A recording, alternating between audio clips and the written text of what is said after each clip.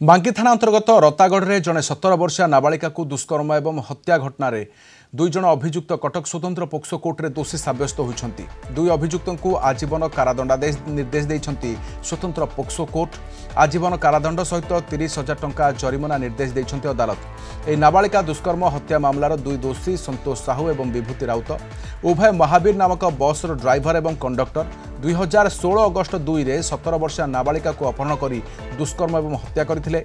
नाबालिकार मृतदेह बांकी रतागढ़ निकटस्थ नदी उद्धार होता एवं ए घटन मृतक पीड़िता परिवार को आईन अनुजाई क्षतिपूरण देवाक जिला आईन सेवा प्राधिकरण को निर्देश देते अदालत।